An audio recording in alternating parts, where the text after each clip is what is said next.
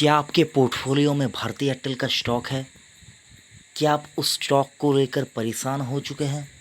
क्या आप सोच रहे हैं कि कब मेरा भाव आएगा और मैं बेच के निकल जाऊंगा? ये कुछ तमाम चीज़ें हैं जो अभी भारतीय एयरटेल के जो रिटेल निवेशक हैं वो अभी सोच रहे हैं।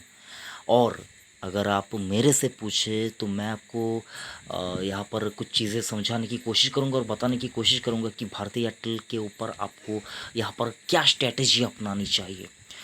तो बिना समय ज़ाया किए हुए चलिए वीडियो के टॉपिक के ऊपर आते हैं।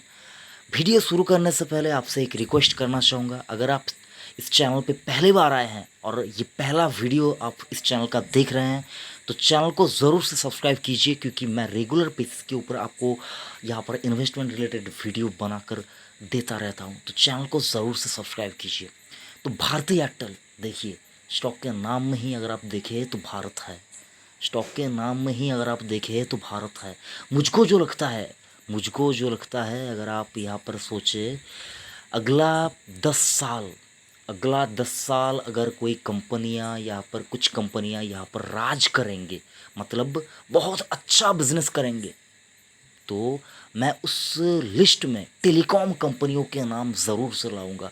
और उस लिस्ट में मैं सबसे पहले वाला जो स्टॉक यहाँ पर रखूँगा वो कंपनी होगी भारतीय एयरटेल की। देखिए, मुझको जियो पसंद नहीं, ये नहीं, मुझको रिलायंस अच्छा नहीं लगता, ये भी नहीं। और अगर आप मेरे से पूछे तो एक डिस्क्लेमर देना चाहूँगा, मेरे पास रिलायंस इंडस्ट्रीज़ का भी मैंने यहाँ पर उसके ऊपर भी इन्वेस्टमेंट करके रखा है, भारतीय एयरटेल के ऊपर भी मैंने इन्वेस्टमेंट करके रखा है, और मैंने वोडाफोन आइडिया के ऊपर भी इन्वेस्टमेंट करके रखा है। हाँ, ऐसा नहीं कि मतलब मैं कोई यहाँ पर बहुत बड़ा आदमी नहीं हूँ कि मेरे पास बहुत सारा पैसा है। थोड़ा बहुत छोटा मोटा मैं एसआईपी मोड में खरीदारी करता रहता हूँ, तो इन 3 स्टॉक में ही मैं खरीदारी करता रहता हूँ। लेकिन जो लोग यहाँ पर परेशान हैं भारतीय एयरटेल को लेकर, उनको मैं यहाँ पर स्पेशली बताना चाहूँगा, सर भारतीय एयरटेल को लेकर डरिए मत, बिल्कुल भी डरिए मत। आपको डरने की ज़रूरत ही नहीं है। आप जो खामखा यहाँ पर पैनिक कर रहे हैं, ये पैनिक जायज़ नहीं है। मुझको जो लगता है जायज़ नहीं है, क्योंकि भारतीय एयरटेल, आप इस स्टॉक को इसके क्वालिटी के ऊपर थोड़ा सा भी अगर आप शक की उंगली उठाएंगे तो वो मतलब बेवकूफ़ी होगी। देखिए, अगर आप कर्जे की बात करें, एजीआर के का बात करें, कर्जे की बात करें, ड्यूज़ की बात करें, लोन्स की बात करें, लाइबिलिटीज़ की बात करें, सारा कुछ ये तमाम जो एक कंपनी को नीचे ले आती है, उसका ग्रोथ को स्लो करती है, ग्रोथ को ख़त्म कर देती है, वो उसकी बात करें तो आज से 2-3 साल पहले की बात करें तो रिलायंस इंडस्ट्री कर्जे में डूबी हुई एक कंपनी थी। इसके पास इतना कर्जा था कि लोग यहाँ पर रिलायंस इंडस्ट्रीज़ को इंडिया का नंबर 1 कंपनी तो कहते थे, लेकिन यहाँ पर उनका कर्जा जो है उसके उसके अगर आप उसके पॉइंट ऑफ व्यू से देखें तो तब भी आपको इंडिया की सबसे ज़्यादा कर्जे वाली कंपनी आपको रिलायंस इंडस्ट्री तब नज़र आती। लेकिन क्या हुआ, देखिए समय का जो फेरबदल है वो अगर आप देखेंगे तो आज Reliance industry debt free company हो चुकी है। और लेकिन सर यहाँ पर देखने वाली बात है, रिलायंस इंडस्ट्रीज़ का अगर आप जाएंगे, रिलायंस जियो प्लेटफॉर्म के ऊपर अगर आप जाएंगे तो जियो के जो इन्वेस्टर्स हैं उनकी अगर आप यहाँ पर होल्डिंग देखेंगे तो आप चौंक जाएंगे। मुकेश अंबानी जी के पास कितना है और बाकी लोगों के पास कितना है, ये भी देखने वाली बात है। तो थोड़ा बहुत यहाँ पर उनको अपना हिस्सा जो है वो यहाँ पर कम करना पड़ा है। हाँ, वो ठीक है, अलग बात है। बिजनेस अगर डेट फ्री हो जाती है तो वो बहुत अच्छी बात है। भारतीय एयरटेल के पास भी कर्जा आपको यहाँ पर दिखेगा, लेकिन मानकर चलिए, कर्जा अगर कोई यहाँ पर अच्छा इन्वेस्टर आता है तो कर्जा यहाँ पर जो है डेट यहाँ पर जो है वो ख़त्म होने के लिए वक्त नहीं लगेगा। एक न्यूज़ अगर आई, अगर आप सुबह उठते हैं और सुनते हैं कि भारतीय एयरटेल के अंदर एक बहुत बड़ा इन्वेस्टर आ चुका है, बहुत बहुत बड़ा इन्वेस्टमेंट फर्म यहाँ पर इन्वेस्ट करने के लिए सामने आ रही है, तो आप देखेंगे भारतीय एयरटेल का प्राइस कहाँ पर जाता है। देखिए, अब अगर आप यहाँ पर देखिए इंडिया के अंदर कितने लोगों का फी है, अगर आप देखें तो लगभग लगभग 130 करोड़ लोग इंडिया के अंदर हैं। और टेलीकॉम कंपनियां कितने हैं इंडिया के अंदर, अगर आप देखिए तो टेलीकॉम कंपनियां कितने हैं, मेजरली अभी आज की डेट में 4 टेलीकॉम कंपनियां हैं। वोडाफोन वोडाफोन आइडिया जिसको भी के नाम से जाना जाता है, जियो और एयरटेल, और बीएसएनएल सरकारी कंपनी। तो ये 4 कंपनियां हैं जो अभी 130-35 करोड़ लोगों का जो कामकाज है, टेलीकॉम का, टेलीफोन का, मोबाइल का, ब्रॉडबैंड का, वो सारा कुछ काम यहाँ पर ये 4 कंपनी अभी हैंडल कर रही है। अगर आप पिछले 7-8 साल पीछे जाए तो आप देखेंगे 17-18 कंपनियां हुआ करती थी टेलीकॉम कंपनियां, वो कहाँ गए, मतलब उनका नामो निशान तक अभी अगर आप देखें तो नहीं रहा। तो क्यों नहीं रहा? वो सफ़र नहीं कर पाए, वो मतलब झेल नहीं पाए। वो आए तो थे बहुत जोश लेके, हौसला लेकर, लेकिन टिक नहीं पाए। भारतीय एयरटेल की बात करें तो 25 सालों से ये कंपनी कामकाज कर रही है इंडिया के अंदर। सिर्फ और सिर्फ इंडिया के अंदर ही नहीं, Bangladesh, Chad, Congo, Gabon, Ghana, Kenya, Madagascar, Malawi, Nigeria, Rwanda, Seychelles, Sri Lanka, Tanzania, Uganda, Zambia, तो इतने तमाम देशों के अंदर ये कंपनी कामकाज करती है। तो समझ ही सकते हैं भारतीय एयरटेल के बारे में जो लोग नहीं जानते, जो सोचते हैं कि सिर्फ और सिर्फ ये तो इंडिया की कंपनी है, इंडिया के अंदर तो जियो है, तो ये तमाम चीज़ें हैं। तो सर आपको ये भी देखने वाली बात है कि भारतीय एयरटेल कहाँ कहाँ काम करती है, ये एक बार देख लीजिए। ये तमाम कुछ देशों के नाम मैंने आपके सामने रखा है जहाँ पर भारतीय एयरटेल कामकाज करती है। देख लीजिए वहाँ पर जाकर, मतलब वहाँ पर इन देशों के अगर आप टेलीकॉम ऑपरेटर्स की नाम सर्च करेंगे गूगल पे जाकर तो आपको पता चल जाएगा कि कौन कहाँ पर कामकाज करती है। देखिए, भारतीय एयरटेल को छोटा समझने की गलती मत कीजिए। भारतीय एयरटेल को छोटा समझने की गलती मत कीजिए। अगर आप वैल्यूएशन का आंकड़ा नापने जाएंगे ना, तो जियो और भारतीय एयरटेल का अगर आप वैल्यूएशन का आंकड़ा मापने जाएंगे तो वहाँ पर आपको सारी चीज़ें साफ साफ नज़र आ जाएंगी।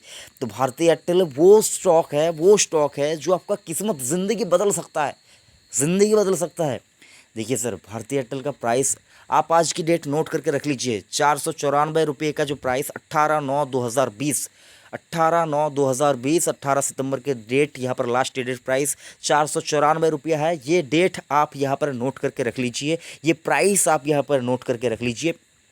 10 साल बाद आप एक डायरी में लिख के रख लीजिए कि नो अबाउट इन्वेस्टमेंट चैनल ने ये बोला था कि 10 साल बाद इंडिया के अंदर, देखिए सर, आपको समझाने की कोशिश कर रहा हूँ।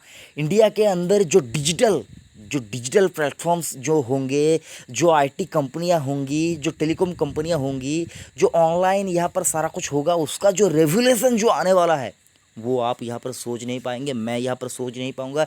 इंडिया एक, मतलब यहाँ पर देखें तो डाटा कंज्यूम का एक जायंट बनेगा, ठीक है। यहाँ पर अगर आप देखें तो तमाम कई बड़ी बड़ी कंपनियाँ यहाँ पर काम करने के लिए आएंगी। इंडिया को अभी अगर आप हल्के में ले रहे हैं कि इंडिया तो मतलब यहाँ पर देखिए तो सड़क के ऊपर आसपास चारों ओर कचरा दिखता है, लोग तो यहाँ पर मतलब लोग तो जूते भी नहीं पहनते हैं, लोग यहाँ पर अगर आप देखें तो 2-3 दिनों तक उनको खाना नहीं मिलता है।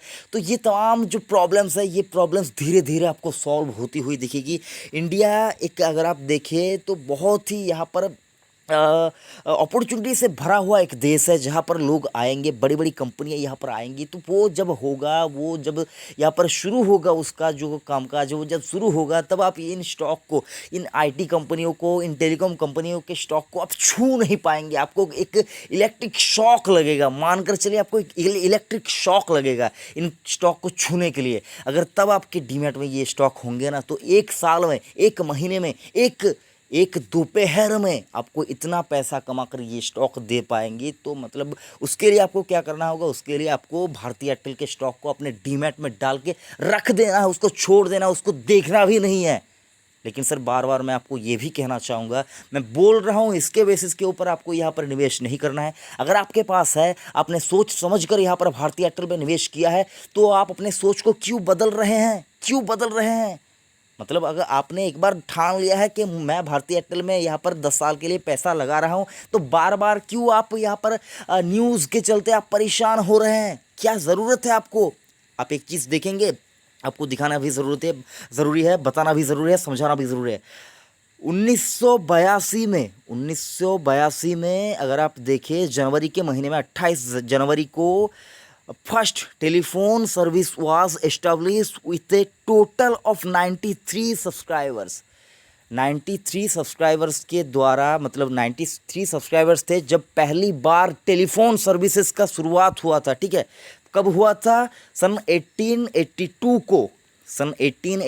को जनवरी के महीने में 28 जनवरी 1882 को ये टेलीफोन सर्विस फर्स्ट शुरू हुआ था। और कस्टमर्स कितने थे, सब्सक्राइबर कितने थे? 93। और यहाँ पर अगर आप देखिए तो ये कौन सी कंपनी ने शुरुआत की थी? Oriental telephone company limited of England open telephone exchange at Calcutta, Bombay, Madras and Ahmedabad. तो इन तमाम बड़े शहरों में सिर्फ और सिर्फ 93 सब्सक्राइबर्स थे। और आज की डेट अगर आप टेलीकॉम कंपनियों के सब्सक्राइबर देखने जाएंगे तो कितना हुआ है? अगर आप देखने जाएंगे तो कितना हुआ है, अगर आप देखें तो ज़्यादा दिन भी नहीं हुआ है। अगर आप देखिए तो ज़्यादा दिन भी नहीं हुआ है, कितने दिन हुआ है यहाँ पर अगर आप देखिए तो 122 साल, 122 साल पहले फर्स्ट जो टेलीफोन कंपनियां थी, टेलीफोन ओरिएंटल टेलीफोन कंपनी जो थी वो इंग्लैंड की, वो आई थी और कलकत्ता में वो शुरू हुआ था। तो कितने दिनों में ये सारा कुछ सब्सक्राइबर बेस बढ़ चुका है, मतलब धीरे धीरे इतना, मतलब मैं आपको समझा नहीं पाऊंगा बहुत ही यहाँ पर, मतलब मैं जितना समझता हूँ वो आपको मैं यहाँ पर ठीक तरह से बता नहीं पा रहा हूँ, इसकी वजह से मुझे माफ़ कर दीजिएगा। लेकिन मैं ये मतलब देख पा रहा हूँ, मैं सामने देख पा रहा हूँ कि इंडिया के अंदर जो आईटी कंपनियां हैं, जो डिजिटलाइजेशन का जो है ना, जो डिजिटलाइजेशन जो होने वाला है वो कितनी बड़ा यहाँ पर, कितना बड़ा यहाँ पर आपको आकार लेता हुआ नजर आएगा। तो सर मैं आपको बार बार कहता हूँ, बिजनेस को समझिए, बिजनेस को समझिए। कर्जे का जो यहाँ पर छोटा सा एक पहाड़ आपको यहाँ पर दिख रहा है, उस पहाड़ के उस पार अगर आप देखें, कर्जे का जो बड़ा पहाड़, छोटा नहीं, कर्जे का जो बड़ा पहाड़ है अगर आप देख रहे हैं, उसके अगर आप पार निकल जाए, उसके अगर आप पार निकल जाए तो आपको दिखेगा एक, यहाँ पर आपको अपॉर्चुनिटीज़ का आपको एक समंदर दिखेगा, जहाँ पर एक बार आप नाव लेकर निकल गए तो मानकर चलिए आप इतना पैसा कमा पाएंगे, इतना पैसा कमा पाएंगे, इतना पैसा कमा पाएंगे कि आपकी लाइफ सेट हो जाएगी। ये वीडियो अगर आप देखें तो मैं आपको टेक्निकल के ऊपर, फंडामेंटल के ऊपर, कुछ किसी के ऊपर भी मैं यहाँ पर बता नहीं रहा हूँ। तो हो सकता है आप यहाँ पर बोर हो रहे हो, आप सोच रहे हो कि भाई ये तू क्या कुछ बोल रहा है, कब से लेकर ये तू मतलब हमको पका रहा है। तो सर देखिए, मैं आपको भारती एयरटेल के बारे में अगर आप मेरे से पूछे, भारतीय एयरटेल कितना यहाँ पर टारगेट उसका कितना हो सकता है, तो अगर आप 10 साल के लिए इसको होल्ड करते हैं और अगर आप आज का प्राइस देखें तो 494 रुपया 18/9/2020 का क्लोजिंग प्राइस है। 10 साल बाद अगर आप मेरे से पूछे इसका प्राइस कितना हो सकता है, तो मैं यहाँ पर ठीक तरह से नहीं बोल पाऊँ, लेकिन मैं मानकर चल रहा हूँ अगर रिलायंस में जैसा यहाँ पर जो कुछ हुआ, अगर वही सेम चीज़ भी अगर होता है, उससे तो बड़ा होगा, मानकर चलिए। रिलायंस में जो इन्वेस्टर आए हैं, रिलायंस से जो यहाँ पर कामकाज कर रही है, तो उससे तो बड़ा होगा, डेफिनेटली होगा, लेकिन कब होगा ये देखने वाली बात है। हाँ, यहाँ पर इनके पास, इनके लिए तो यहाँ पर जो कहते हैं ना, कंपटीशन बहुत हाई, टफ कंपटीशन है, टफ कंपटीशन है। और जो कॉम्पिटिटर है वो जियो और कोई नहीं, इंडिया की नंबर 1 कंपनी रिलायंस इंडस्ट्रीज़ का एक यहाँ पर जो सब्सिडरी जियो है वो इसका सबसे बड़ा कंपटीटर है। तो जियो इसको मतलब इतनी आसानी से तो आगे बढ़ने नहीं देगी। जियो यहाँ पर कभी नहीं चाहेगी कि भारती एयरटेल नंबर 1 हो। तो इसके लिए भारती एयरटेल को बहुत ज़्यादा यहाँ पर जो इसको कहते हैं संघर्ष जो है वो करना होगा। लेकिन भारती एयरटेल, मुझे जो लगता है सर, मानकर चलिए भारती एयरटेल के अंदर वो दमखम है कि वो भी इंडिया की नंबर 1 टेलीकॉम कंपनी बनकर दिखा सकती है। ये मैं मानता हूँ, आप मानते हैं या नहीं मानते वो आपकी मर्ज़ी, लेकिन मैं मानता हूँ अगर यहाँ पर टीसीएस और इन्फोसिस की तरह ही भारती एयरटेल और जियो यहाँ पर रहेंगे और ये कामकाज करते जाएंगे और प्रॉफिट कमाते जाएंगे और आपको अच्छा खासा पैसा यहाँ पर दे के जाएंगे।